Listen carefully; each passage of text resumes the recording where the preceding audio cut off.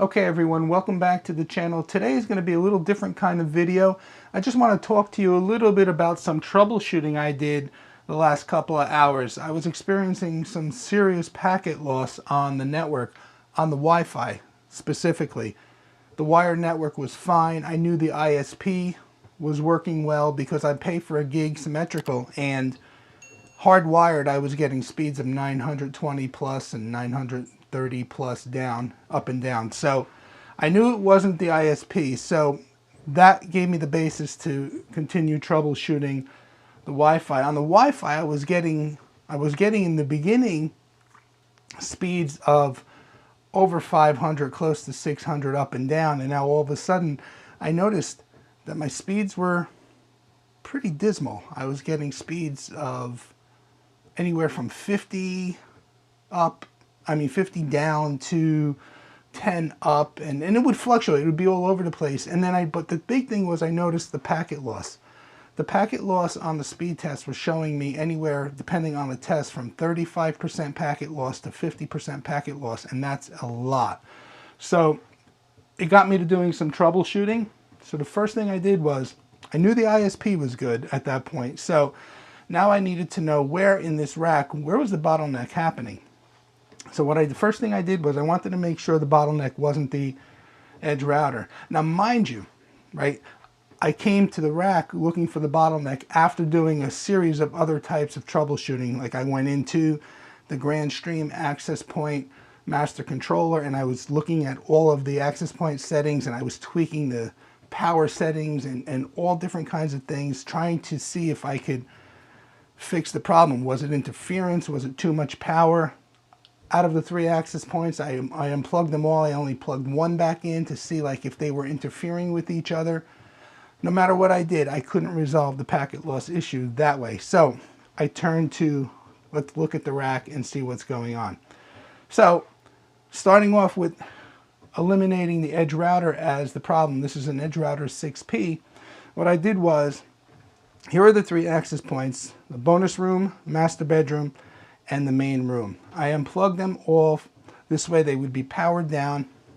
And then what I did was I took an injector and I took one access point, the one up here in the studio, and I plugged it, powered it up using the injector, and then I plugged it directly into the ETH1 port. I actually have a network on the ETH1 port that I don't currently use all the time. It's kind of my backdoor network. And I plugged it in directly. It's being powered by the injector. Once it came up, I connected, I ran some speeds, and I was flying again. I was back up over 500 and 600, no packet loss whatsoever. So I knew at that point that the edge router wasn't the bottleneck. So next, I'm looking at the rack and I'm thinking, could it be the aggregation switch? So what I did at that point was, I kept the studio access point fired up with the injector, but I unplugged the lead to the NAS and I plugged the access point in directly into the aggregation switch. And at that point, waited for it to boot up. And once it did boot up, again, I ran a couple of speed tests and I was getting terrific speeds, no packet loss. Okay, now I know the edge router is not the bottleneck, and I know that the aggregation switch is not the bottleneck. So the next thing I do is, here's the PoE switch. I'm looking at the way it's connected and I'm saying to myself, okay, we know we're good up until the aggregation switch. So why is it causing all these issues when it's wired up all together in the rack? And I'm looking at DAC cables and I'm saying, could it be the DAC cables? So the next thing I did was I unplugged the DAC cable. So the way this is set up right now is the aggregation switch has a DAC cable going from itself to the switch 24 here, and then I have a second second DAC cable, excuse me, going down to the switch 24. So what I did was I unplugged the DAC cable from the switch 24, then I took the fiber cable and the module out of the aggregation switch and plugged it directly into the switch 24 PoE. And at that point, of course, I disassembled the access point. I'm not powering off the injector anymore, and I just went back to its normal setup where all three were plugged in, powered by the switch 24 PoE, but I bypassed the DAC cable and I just used the fiber and the fiber module going directly from the edge router down to the switch 24. And once all three access points booted up, I had blazing speeds again and no packet loss. So the DAC cables that I purchased are obviously maybe not the highest quality, or maybe I just got a defective one. I really don't know. But every once in a while I notice now that the light on the bottom, right now I have the DAC cables all plugged in, and yes, I'm experiencing the packet loss again because I'm waiting. Once I realized it was the DAC cables, I ordered another fiber cable and a couple of fiber modules, and I'm just going to jump from the aggregation switch down to both of the other switches using the fiber cabling. But I notice now with the DAC cables back in the mix, every once in a while that light goes out and I pull and I tug down on the cable and the light comes back up.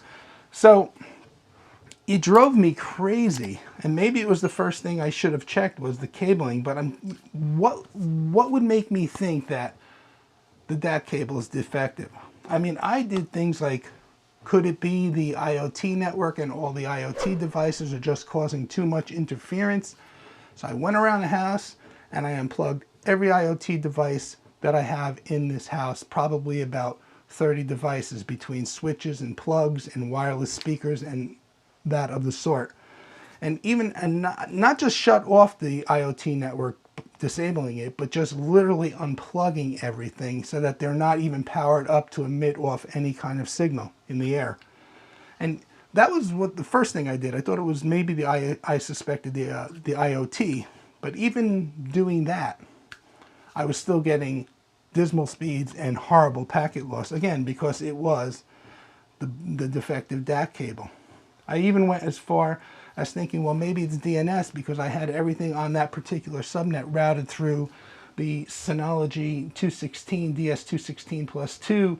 I'm running the internal DNS server up there, and I said, okay, you know what? Let's take DNS out of the mix. Let's just point that subnet directly to Cloudflare 1.1.1.1. So now this is no longer in the mix, and I'm still getting dismal speeds on the Wi-Fi.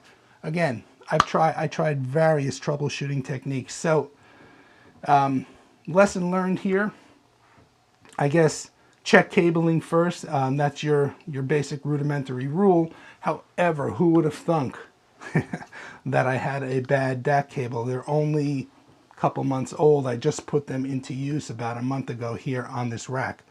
So that said, I hope you found this video helpful and informative, and hopefully maybe it'll help you troubleshoot some packet loss on your own network if you experienced any. So as soon as my other fiber cabling come in, I'm going to go ahead and replace those two DAC cables. I don't even know if the DAC cable going from the aggregation switch to the switch 24 is defective, but after the experience that I had with the packet loss and the dismal speeds on the Wi-Fi, I'm just getting rid of both of them, and I'm just going to go with traditional fiber and the two fiber modules.